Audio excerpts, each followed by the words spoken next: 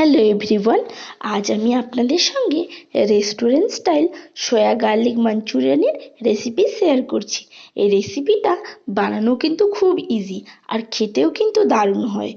তো চলুন আমি যেইভাবে এই সয়া গার্লিক মাঞ্চুরিয়ানটা বানিয়েছি আপনাদের সঙ্গে শেয়ার করি। প্রথমে একটা বাটিতে আগের থেকে সেদ্ধ করে রাখা সয়াবিনগুলো নিয়ে তার মধ্যে একে একে নুন, সয়া সস, আদা রসুনের পেস্ট আর একটা ডিম ফাটিয়ে দিয়ে দিয়েছি।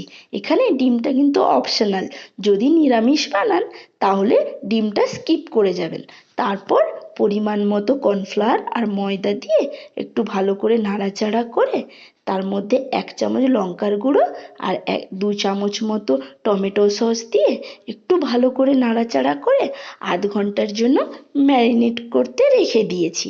তারপর একটা কড়াইতে পরিমাণ মতো তেল নিয়ে তেলটা ভালো করে গরম হয়ে যেতে তার মধ্যে একে একে সয়াবিনগুলো দিয়ে একটু ভালো করে নাড়াচাড়া করে ভালো করে ভেজে নিয়েছি।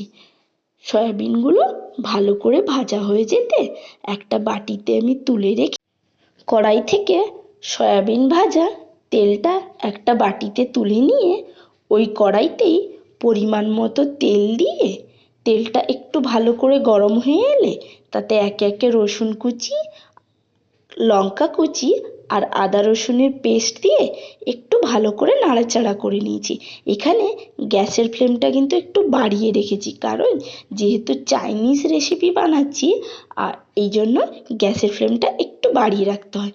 তারপর আগের থেকে ডুমো ডুমো করে কেটে রাখা ক্যাপসিকাম আর টমেটো দিয়ে একটু ভালো করে নাড়াচাড়া করে তারপর ডুমো ডুমো করে কেটে রাখা পেঁয়াজগুলো দিয়ে আরও একটু ভালো করে নাড়াচাড়া করে নিয়েছি। এখানে যতক্ষণ এই ক্যাপসিকামটা একটু ভালো করে ভাজা হচ্ছে ততক্ষণ একটা বাটিতে 3 চামচ টমেটো সস, 2 চামচ সয়া সস আর 2 চামচ চিলি সস দিয়ে একটু ভালো করে মিক্সড করে আমি একটা মিশ্রণ বানিয়ে রেডি করে রেখে দিয়েছি। অন্যদিকে ক্যাপসিকাম, টমেটো আর পেঁয়াজগুলো ভালো করে ভাজা হয়ে যেতে আমি তার মধ্যে ওই মিশ্রণটা দিয়ে দিয়েছি। তারপর ওই মিশ্রণটা দেওয়ার পর আরও একটু ভালো করে নাড়াচাড়া করে একটু ফুটে যেতে তার মধ্যে আমি ওই আগের থেকে ভেজে রাখা সয়াবিনগুলো একে একে সব দিয়ে দিয়েছি। তারপর একটু ভালো করে নাড়াচাড়া করে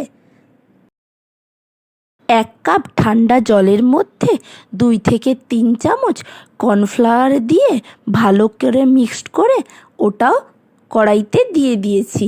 তারপর আরও একটু ভালো করে নাড়াচাড়া করে তরকারিটা পুরোপুরিভাবে রেডি হওয়া পর্যন্ত একটু ফুটিয়ে ওপর থেকে ধনেপাতা ছড়িয়ে রেডি করে নিয়েছি restaurant style soya garlic Manchurian.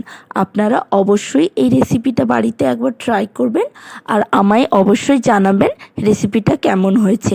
আপনাদের সাপোর্ট পেলে আমি আরও রেসিপি আপনাদের সঙ্গে শেয়ার করব।